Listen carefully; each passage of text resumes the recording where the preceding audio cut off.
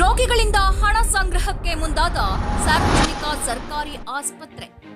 ಕುಷ್ಟಗಿ ಪಟ್ಟಣದ ಸಾರ್ವಜನಿಕ ಆಸ್ಪತ್ರೆಯಲ್ಲಿ ರೋಗಿಗಳಿಂದ ಹಣ ಪಡೆಯುತ್ತಿದ್ದದ್ದನ್ನು ತ್ವರಿತವಾಗಿ ತಡೆಗಟ್ಟಬೇಕೆಂದು ಕರವೇ ಸ್ವಾಭಿಮಾನಿ ಸೇನೆ ಜಿಲ್ಲಾಧ್ಯಕ್ಷ ಸಂತೋಷ್ ತೋಟದ್ ಆಗ್ರಹಿಸಿದ್ದಾರೆ.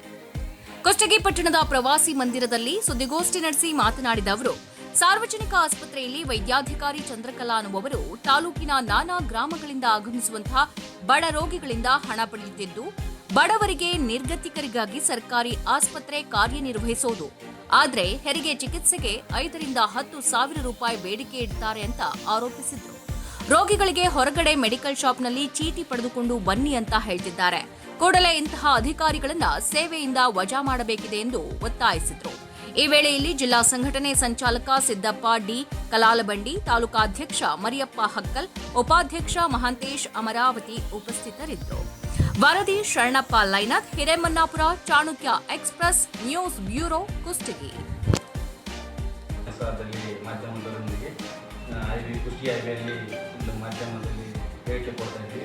ಹಾಗೂ ಇದೇ ಸಂದರ್ಭದಲ್ಲಿ ನಮ್ಮ ತಾಲೂಕು ಅಧ್ಯಕ್ಷರಾದ ಮರಿಯಪ್ಪ ಹಕ್ಕಲ್ ನೇತೃತ್ವದಲ್ಲಿ ಹಾಗೂ ಜಿಲ್ಲಾ ಉಪಾಧ್ಯಕ್ಷರು ಮಹಂತೇಶ್ ಅಮರಾವತಿ ಹಾಗೂ ಜಿಲ್ಲಾ ಸಂಘಟನಾ ಸಂಚಾಲಕರು ಸಿದ್ದಪ್ಪ ಕಲಾವತಿ. ವಿಷಯ ಏನಪ್ಪ ಅಂದರೆ, ಕುಷ್ಟಗಿ ಸಾರ್ವಜನಿಕರ ಆಸ್ಪತ್ರೆಯಲ್ಲಿ ಮುಖ್ಯ ವೈದ್ಯಾಧಿಕಾರಿಗಳು ಶ್ರೀಮತಿ ಚಂದ್ರಕಲಾ ಇವರು ಸೇವೆಯಿಂದ ವಜಾಗೊಳಿಸುವ ಕುರಿತು. ಯಾಕಪ್ಪ ಅಂದರೆ, ಇವರು ಸಾಕಷ್ಟು ರೋಗಿಗಳ ಹತ್ರ ಹಣವನ್ನು ಆಪರೇಷನ್ ಮಾಡಿ ಸಿಸರಿಂಗ್ ಮಾಡುವ ಮೂಲಕ ಅವ್ರ ಹತ್ರ ದುಡ್ಡನ್ನು ಎತ್ತಾ ಇದ್ದಾರೆ. ಇದನ್ನು ನಾವು ಪ್ರತ್ಯೇಕವಾಗಿ ತಮಗೆ ವಿಡಿಯೋವನ್ನು ಕೊಡ್ತೀವಿ.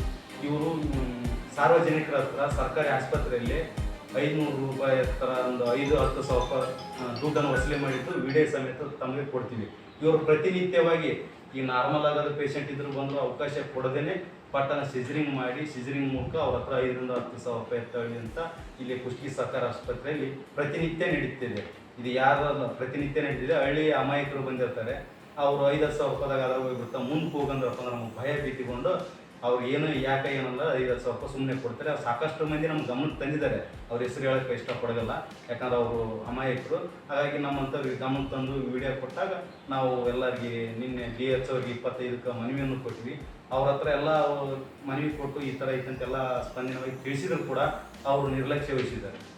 ಯಾಕಂದರೆ ಇದಿಲ್ಲಪ್ಪ, ಇದು ಹಂಗಾಗಲ್ಲ ಹಿಂಗಾಗಲ್ಲ, ತನಿಖೆ ಮಾಡಬೇಕು, ಅದನ್ನು ಪ್ರತ್ಯೇಕವಾಗಿ ಸಾಕ್ಷಿ ಕೊಟ್ಟರು ಕೂಡ ಅವರು ಇಲ್ಲ, ನಾನು ನೋಡಬೇಕು, ನಾನು ಇನ್ನೂ ತನಿಖೆ ಮಾಡಬೇಕು ಅನ್ನೋ ಒಂದು ರೀತಿ ಕಟ್ಟುನಿಟ್ಟಿನಲ್ಲೇ ಇದ್ದಾರೆ. ಅವರು ಕಾನೂನುಬದ್ಧವಾಗಿ ಕೊಟ್ಟರು ಸಹ ಕೆಲಸ ಮಾಡ್ತಲ್ಲ ಅಂತ ಹೇಳಕ್ಕೆ ಇಷ್ಟಪಡ್ತೀನಿ. ಇದರಲ್ಲಿ ಅವರು ಕೂಡ ಶಾಮೀಲಾಗಿರೋ ಅನ್ನೋ ಒಂದು ನಮಗೆ ಅನುಮಾನ ಕೂಡ ಉಂಟಾಗಿದೆ. ನಮಸ್ಕಾರ. ಎಷ್ಟು ದಿನ ಆತ್ರಿ?